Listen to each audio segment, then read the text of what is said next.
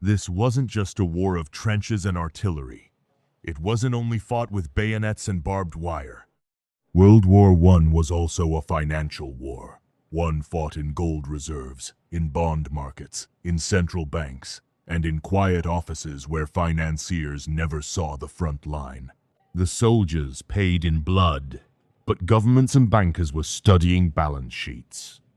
And what they did during those years didn't just decide who won and who lost. It reshaped the global financial system in ways that still affect you today. If you think war is only about politics and armies, pause for a moment. The First World War proved something uncomfortable. Money is a weapon, and one of the most powerful ever created. In 1914, Europe was already unstable. Rivalries, colonial competition, and military alliances had turned the continent into a tense chessboard. But beneath all the speeches about honor and empire was a simple financial reality. A war of this size required unimaginable amounts of money. And here is the difficult truth. When leaders chose war, they were also choosing debt. Every empire sending troops to the front was sending its population into a future of economic burden. Yet at the beginning, most governments believed the conflict would be short over by Christmas. They assumed they could pay for it the traditional way: gold reserves, limited borrowing, patriotic contributions. Within weeks, that illusion disappeared. At that time, Europe's financial system was still built around the gold standard. Governments promised that paper money could be exchanged for actual gold. That promise gave currencies credibility, but it also limited how much could be printed. Gold was finite. Trust was tied to it. Britain, France, and Germany all had respectable reserves. But once millions were mobilized and factories shifted to weapons production, costs exploded. Germany was spending over 10 million marks per day by late 1914. Britain's daily war costs soon reached £2.5 million. The arithmetic was unforgiving. Gold would not be enough. So governments suspended the rules. One by one, they stepped away from the gold standard. Quietly, they signaled that money was now sustained less by metal and more by confidence in the state. That decision, breaking the gold anchor, was one of the most important financial turning points of the modern era. It revealed how fragile real wealth could be. Money and power were no longer bound to gold. They were driven by printing presses, credit, and persuasion. And once governments experienced that flexibility, they did not truly return to the old discipline. The financial war intensified. Germany, cut off from global markets and blockaded by the Royal Navy, turned inward. Berlin launched massive war bond campaigns, urging citizens to invest their savings in the nation's survival. Posters showed heroic soldiers. Families were asked to sacrifice luxuries. Victory, they were told, would repay them. Over 100 billion marks were raised. But it was a structure dependent on hope.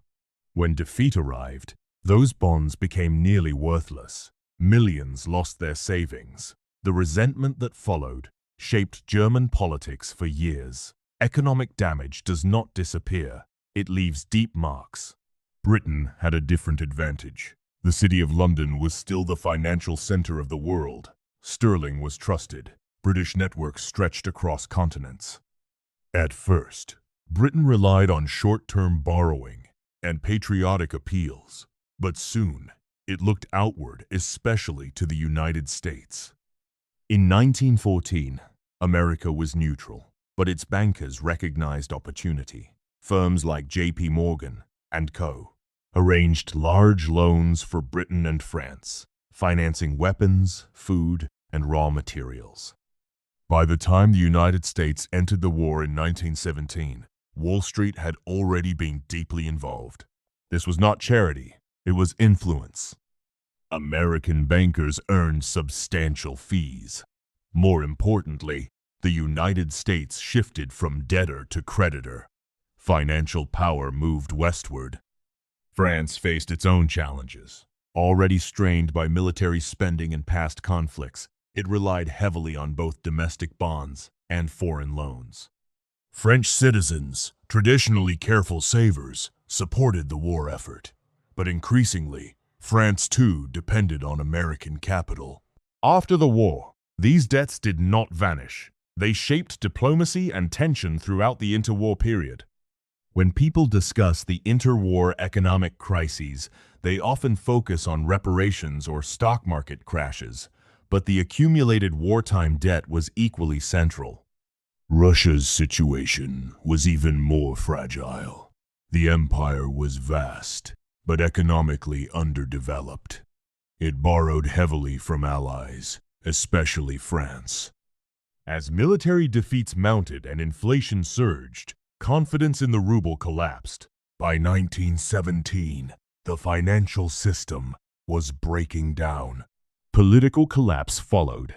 By the war's end, the numbers were staggering. The Allies had spent over $140 billion. The Central Powers around $60 billion. These sums exceeded anything the world had previously seen. The old financial order was shattered. Inflation spread. In Germany, hyperinflation soon reached extreme levels, with bread costing billions of marks. Ordinary people paid the price. Small savers and wage earners saw their purchasing power evaporate.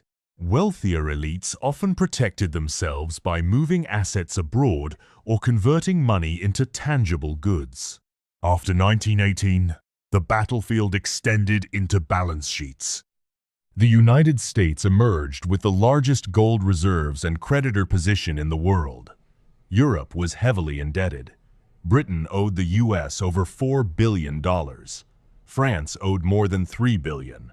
Wall Street replaced London as the center of global finance.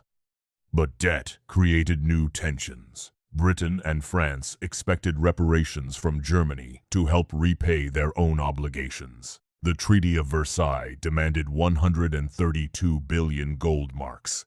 Germany could not realistically pay. Efforts to meet these demands destabilized its economy further, contributing to the hyperinflation of 1923. Meanwhile, Britain attempted to restore the gold standard in 1925 at its pre-war value. The decision placed immense strain on a weakened economy, contributing to deflation and unemployment.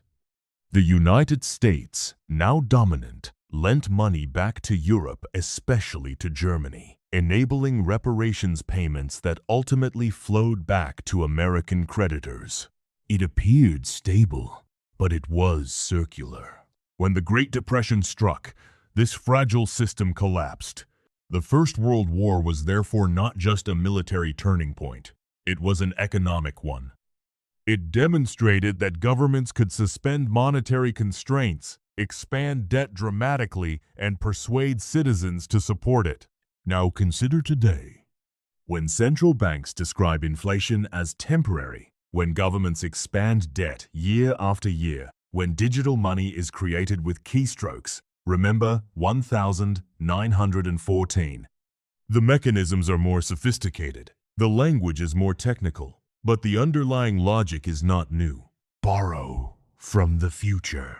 Stabilize the present. Explain later. The financial struggle behind World War I is not distant history. It shaped the modern system, a system built not on gold, but on confidence.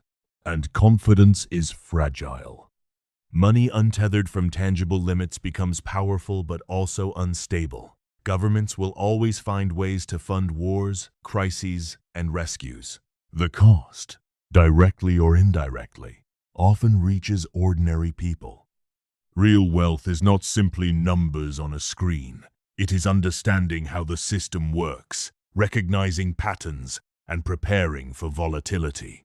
History does not repeat itself precisely, but it often rhymes.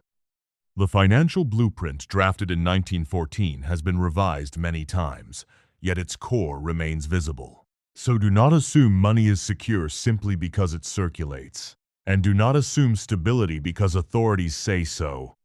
The clearest truths are usually found in balance sheets, and history remains the most honest teacher we have. If this perspective was useful, consider subscribing. We'll continue examining where money and power truly intersect.